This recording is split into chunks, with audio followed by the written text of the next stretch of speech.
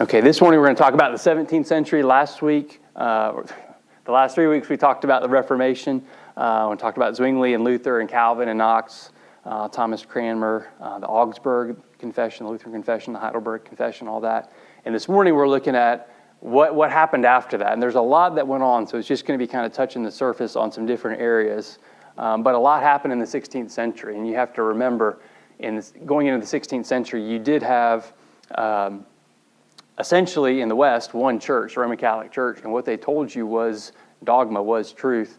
And if you didn't like it, you faced excommunication, you faced getting kicked out of the church, which for many in that culture and in that mindset meant no possibility of heaven, because salvation only comes through in the mind, the medieval, late medieval, early Reformation mind. Salvation comes through the external visible church, because the Pope holds the keys of the kingdom. He holds the treasury of the saints, the merit of the saints. So to be a reformer and to step up and say this isn't true and be kicked out of the church and to face maybe possible death sentence was a bold move, and many did it in Germany, Switzerland, and over in England and Scotland. So this morning we're looking at what happened after that. Well, if we start, we're going to start in the UK, in England. We talked a little bit about in Scotland, Mary, Queen of Scots, she had a son, James I, and he takes the throne in England in 1603. So the Scottish queen who fought John Knox, her son becomes eventually King James. And he is really into establishing power over and against the Parliament. He wants basically a Davidic theocracy, going back to King David in the Old Testament. And so he does, as we were talking about earlier, he does authorize the 1611 King James Version, so that has his name on it.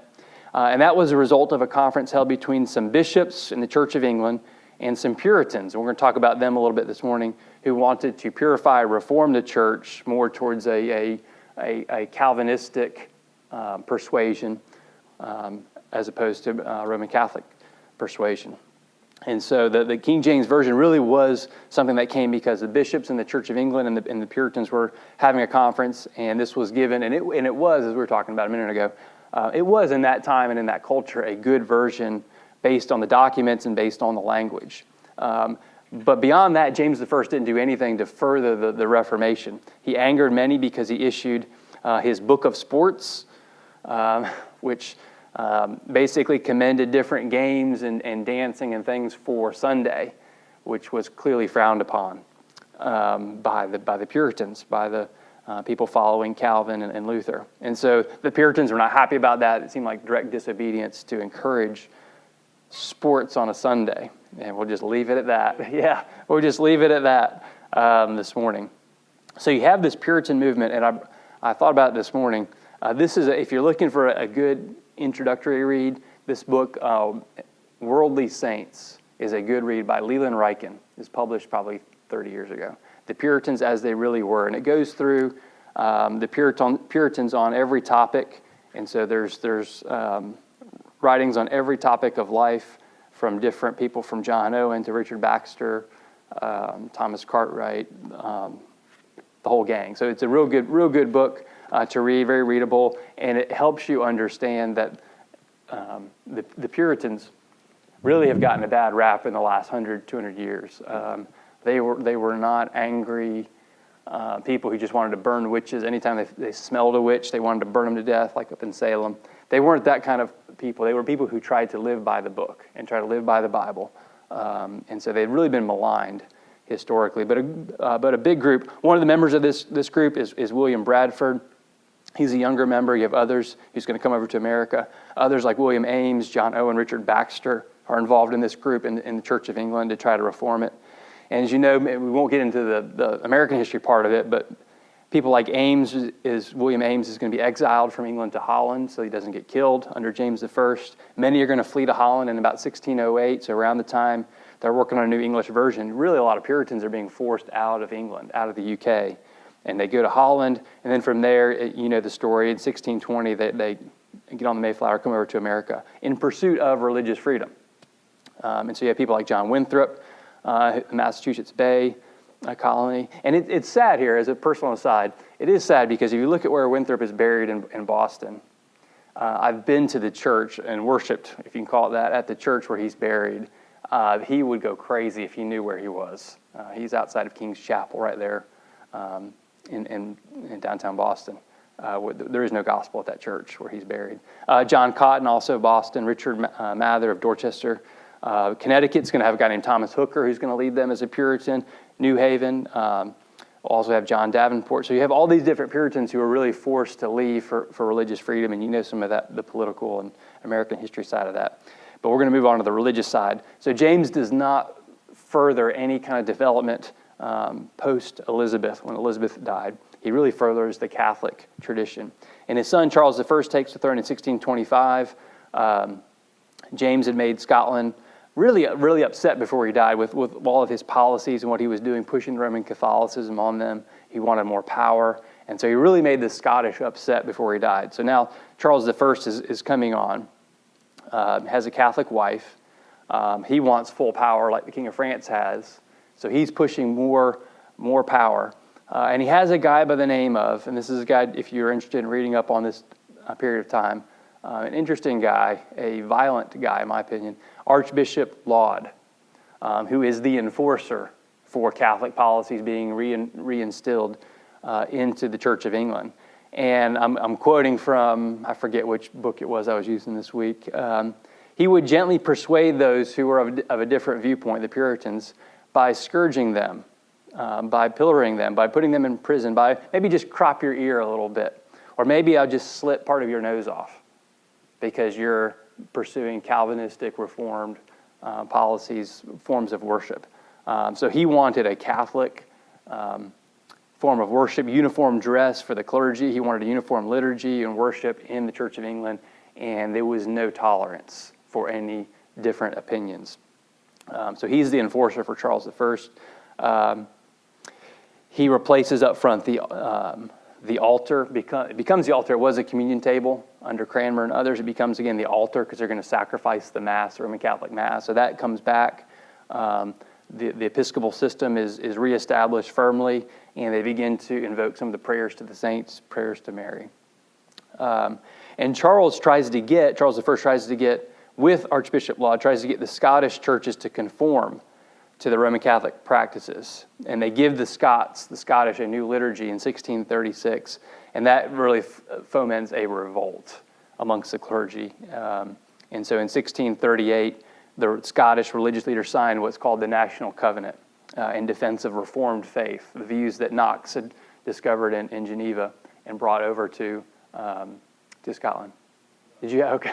I thought you had a question. So that is in 1638 the National Covenant, because they refused the episcopal polity, they resorted to arms. And we won't go into the details because we got a lot of other stuff to cover. Many people lost their lives, Presbyterian clergy in Scotland, by refusing to go along with Archbishop Laud, were killed. And so there's a lot of violence involved in this. And if you're ever in Scotland, Edinburgh, you can see really the graveyard there, just off the Royal Mile where a lot of this took place. Very, very sad that it happened. So Charles I wants to subjugate the Scots, so he calls Parliament back in for their support. Charles has been without Parliament for 11 years. He's been working on his own, trying to have his own rule. And so when he brings Parliament back, they try to get even with him because they're upset with him. And so there's a back and forth to get even with him and to get rid of the Puritans want to get rid of William Laud because he's cropped enough ears, he's slit enough noses, he's been just brutal to the Puritans. And so with Parliament brought in, they back into session. They now go after Archbishop Laud. They put him in the Tower of London, and in 1645, Archbishop Laud is beheaded. They take him out. And then in 1642, there's war with the armies of Scotland and the English Parliament, and that's where you see the rise of a man named Oliver Cromwell. And again, we won't really get into the political history because that's not why we're here. It's more the religious history of what's happening with the leadership. And so Cromwell defeats the royal army in 1644, and a year later puts a final defeat on the royal army of Charles I. And so Charles I gives himself up to the Scots, who do a good job and give them, because they're not happy with him, give him back to the English. So a great plan there, Chuck. So Cromwell is going to rule with pretty much full authority for another 15, 20 years until 1658. Meanwhile, Charles I, you know the story. He's beheaded in London in 1649. You know the story. He wears two shirts because it's a little bit cold and he doesn't want to be seen shivering in the cold, and they think he's afraid, so he asks for a second shirt so people know he's not afraid. And he prays, and then unlike Mary, it's one clean stroke. They take him out, and he's executed. The main religious side, that's the context. The main religious side is this is the time frame when the Presbyterians, essentially the Presbyterians, work on, develop the Westminster Confession of Faith. You have over 121 clergy from Scotland and from England, and they begin in 1643 initially to revise the 39 Articles of the Church of England, but initially, and then it just takes on more and more for several years, more involvement. And so Westminster Assembly is appointed by the Long Parliament now that Charles I is no longer in power. And they're developing a confession, a theology that's rooted in what we call now covenant theology, which really it stems not so much from Calvin, although it's there, it's implicit in the writings of Calvin, but really Calvin's friend and you might say mentor, who we talked about briefly, Bullinger from Switzerland, who succeeded Knox there in Switzerland as a religious leader, as the pastor of the church there. So it's really the covenant theology that Westminster is using comes from the writings of Bullinger in Switzerland. And we're not going to get into the Westminster Confession of Faith. We probably should, but we have other stuff to cover. The Westminster Confession really is a standard. It's a standard for our denomination. It's a standard for the PCA. It's a standard for most biblical Presbyterian denominations because it's a very good confession. It includes a shorter catechism designed for kids, the longer catechism. Really good stuff. It's built on the covenant theology of Bullinger and really of Calvin as well, although Calvin doesn't specify, doesn't use that language as much, to be honest. So it's finished in 1646. The confession is finished, presented to Parliament. And then the next year they actually put scripture references, which is always helpful to know why you put that in there, why the Bible supports it. The catechism, the shorter ones finished a year in 47. The larger catechism finished in 48. Adopted by the Scottish General Assembly in 1647. So really good stuff. If you haven't read it, definitely read it. It is part of our ARP Constitution, Associate Reformed Presbyterian Constitution. And it's similar to the Irish Articles written in 1615, but it's really more thorough, more involved. At the Assembly, without getting into it, most of them, over 90% of the Assembly were Presbyterians. There were a few independents. A few bishops were named, but they didn't really get involved or show up because they wanted the king to appoint an assembly, and the king clearly could not do that. Charles II, the one who wasn't beheaded, returns to London in May of 1660. Later, you're going to find out that he's receiving money from the Catholic King of France, so he has some mixed motives here. But he issues, we're going to go through this really quickly to make sure we have time for everything else, so just kind of buckle up here. He issues a liberty to tender consciences declaration of freedom. Meaning, if you have a conscience that's different on religious stuff, we're going to have liberty for the person who has different viewpoints.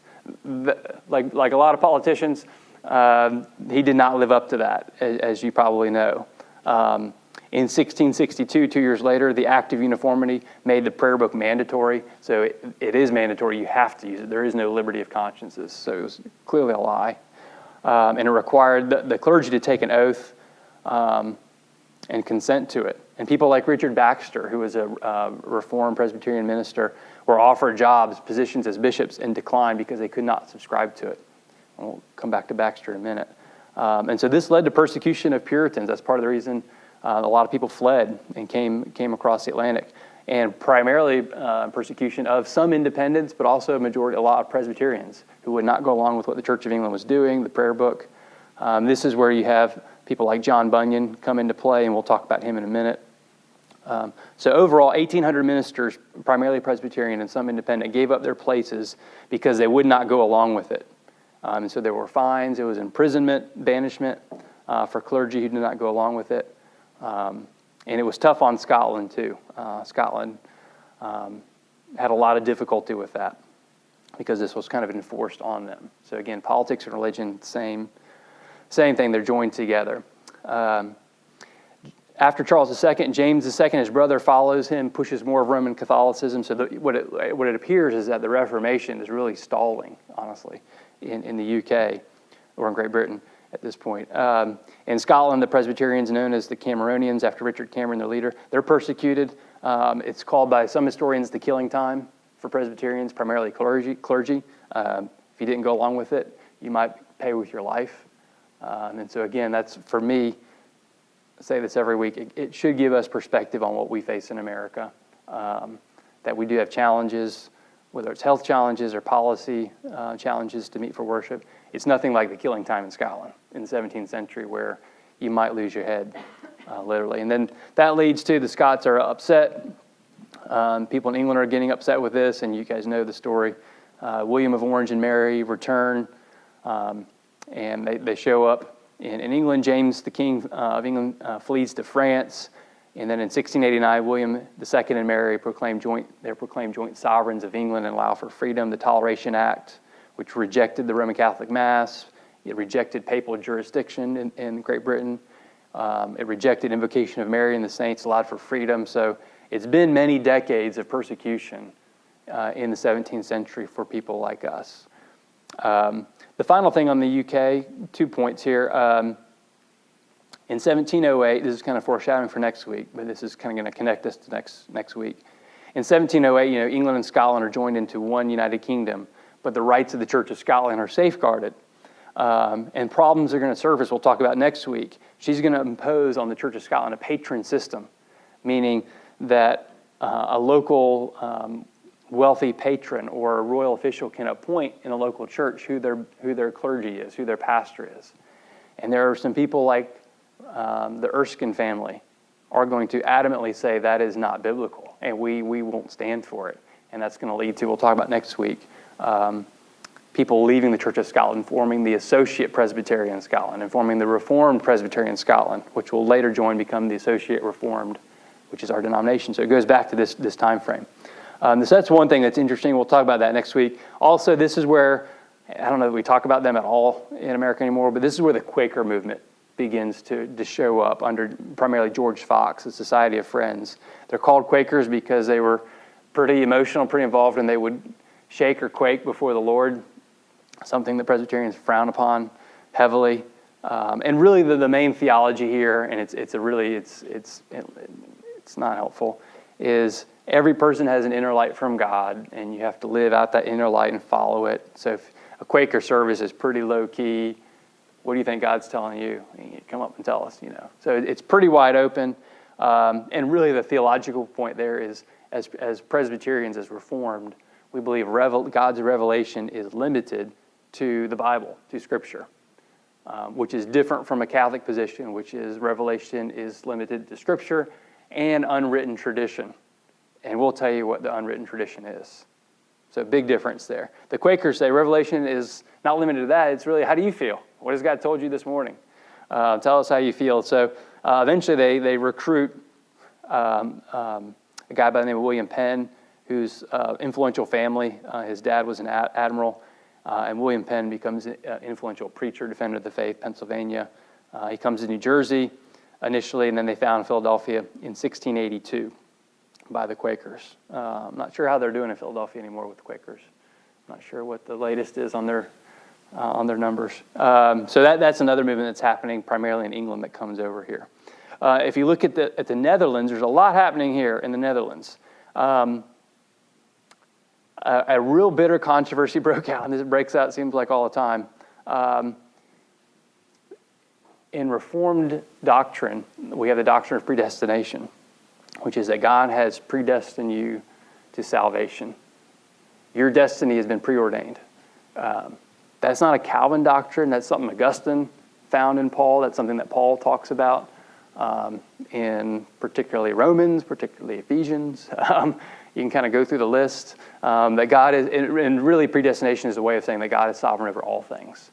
What he decrees will come about, from the big things to the little things.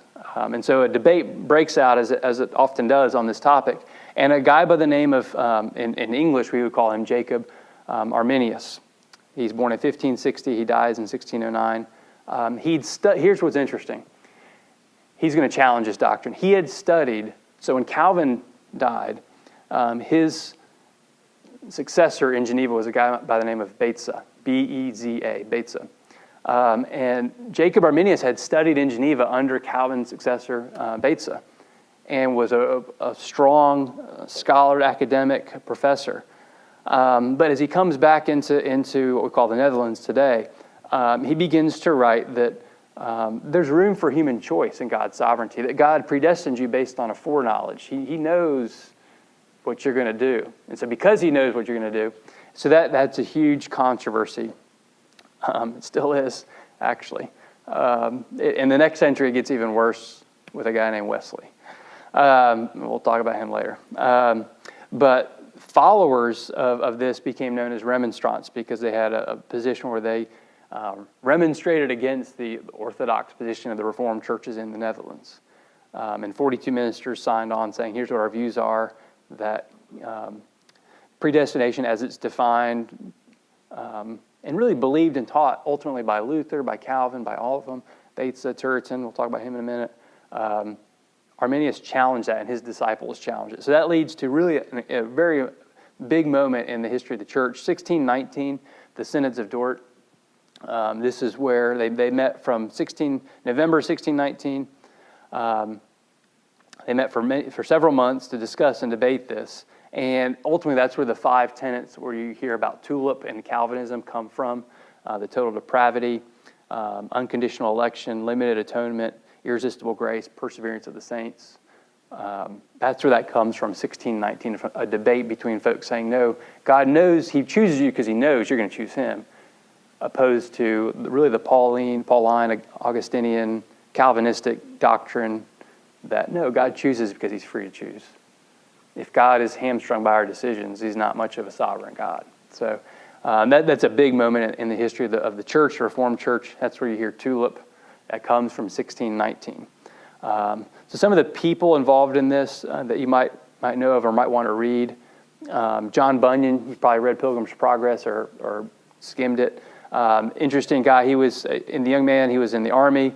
Had a pretty bad, evil life as a young man. Liked to do a lot of bad stuff.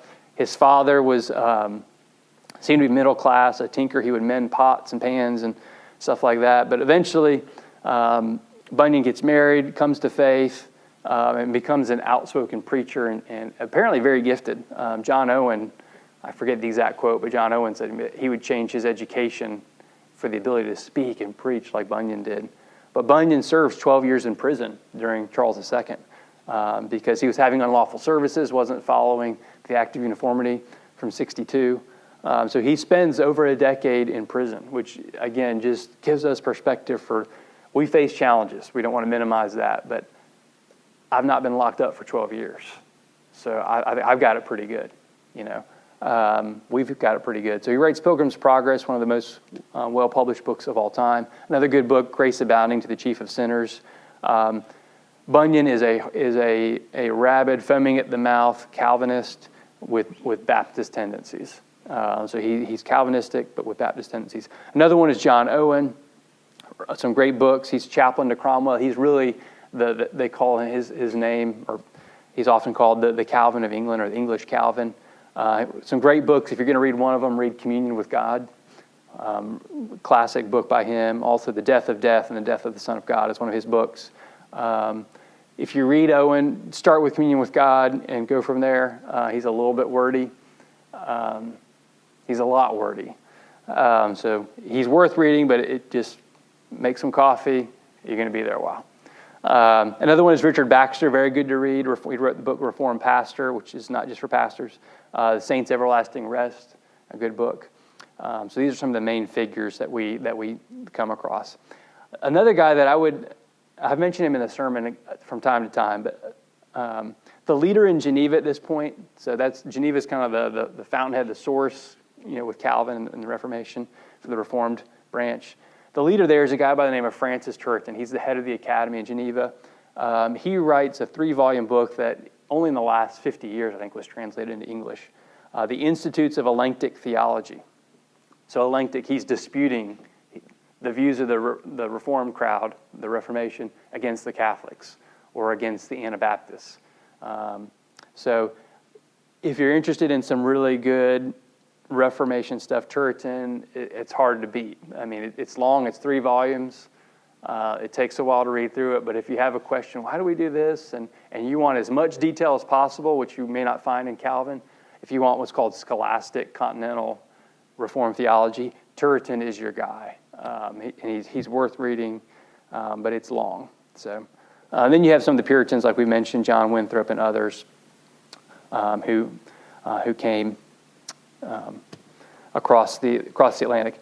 The other thing I want to mention before we wrap up here and have some discussion is, so what's happening in Germany? If Luther was this charismatic figure, what's happening in the 17th century with Lutheranism? What happens next is really pretty much unforeseen.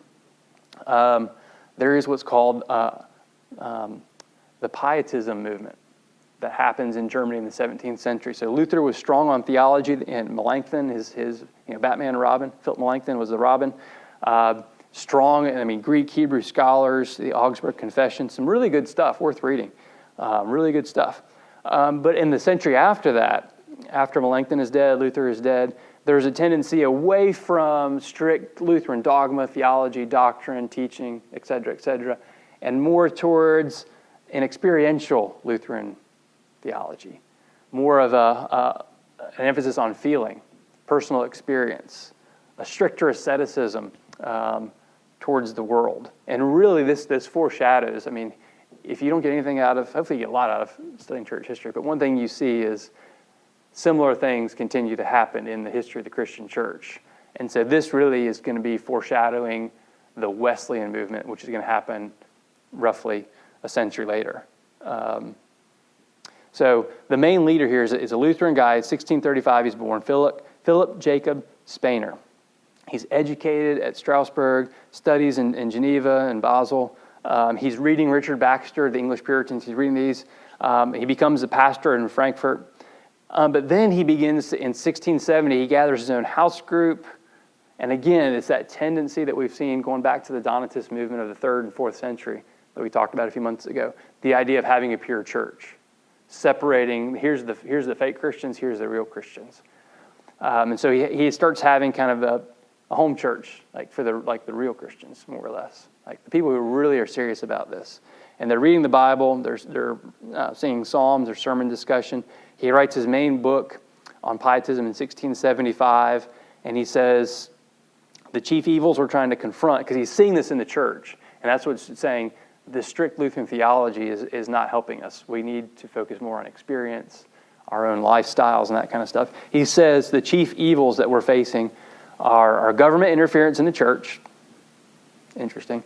Bad examples from the clergy, Lutheran clergy, who are not living up to what they were called to live. Controversial theology, and by that he means arguing over theology. And then finally, the laity, church members, being immoral and drunk. So he's seeing all these problems and saying, let's go less on theological dogma and doctrine and more on the experiential side of Christianity. And so his new preaching and new theology is focusing more on practice and living. He urged moderation in food and drink and in clothing. He, in very much a Puritan manner, rejects the theater. No cards or games, dancing, none of that kind of stuff. And those, up until that point, had really been called indifferent things. And by indifferent, it means the Bible doesn't speak to should you be playing cards. Doesn't speak to should you go to a theater, should you go. So there's Christian freedom in that, Calvin would say. There's Christian freedom. Like, it's really up to you. If the Holy Spirit is convicting you that you should not be playing cards, maybe you shouldn't. But to go to someone who doesn't have that conviction because it's not in the authorized version, you should not hammer that out. And so, and the Westminster Confession is very good on that. It says the language there is we shouldn't bind the conscience. So just because I think, Gary, you shouldn't be playing cards, I should not preach that because that's not in the Bible. That's my own personal conviction. You should not be playing cards. I should not bind the conscience of another on that because it's an indifferent thing. The Bible doesn't speak to it, so we shouldn't impose that. which really is a difference in the Protestant movement compared to the Roman Catholic movement. We are not to bind the conscience on things that Scripture is not clear about, whereas the Catholics do. So here's what's happening in the Lutheran Church. It really gets a blowback, pushback from the Lutheran leaders because he's condemning a lot of the clergy, a lot of the professors. They didn't like that he's shifting away from creeds and confessions into personal lifestyle choices and habits and recreation and that kind of stuff. And so it's really he's de-emphasizing theology for the most part. His protege really builds on that. August Hermann Francke is the next leader of that, and he develops a following in Leipzig and then begins to teach in Halle. He has a zeal for missions, and so they do send missionaries to India. This impacts Norway, Sweden, Denmark, all this kind of thing. So what you see in the Lutheran Church in the 17th century is after Luther was big on theology, Philip Melanchthon was big on theology, Augsburg Confession, here's what we believe. In the century after that, it's a shift towards experiential application theology. And as we finish, it's just worth noting, remember, and we're not getting into the philosophy or the history or the politics as much because it's not why we're here. But remember, in the background, what's happening here is you're having people like in the scientific movement, in the Enlightenment movement, which is going to come later, people like Francis Bacon, Galileo, Isaac Newton, Kepler, all these different things are happening, which is giving slowly but gradually, I'll call it maybe an alternative to established religion. Isaac Newton, Descartes in France, Spinoza is writing and has some pantheistic tendencies. John Locke, that's really going to the end of the century, into the 18th century. Hobbes and others. So there's all these different things happening, which are happening, you might say, you could argue, as a result of the Reformation, challenge to authority, challenge to the Roman Catholic Church. You're having all these different philosophers, scientists who are presenting different information, different knowledge, which has, for many years, for many centuries, has been either unacknowledged or opposed in the sense of some of the scientific advancements with what's the center of the universe? Is it us? Where the Catholic Church had a clear position and was clearly wrong. So I guess my point there is there's a challenge to the Roman Catholic authority that began with the Protestants that now is taking shape outside of the church, where people are saying, the science thing is kind of interesting. Maybe we don't have to really believe everything we're hearing from Rome. So that opens up the door for that. So I wanted to go quickly just so we had some time. We've covered a lot of ground from the UK to the Netherlands with the Synods of Dort, to Germany, to people coming over to America like Winthrop and others. Any thoughts or comments or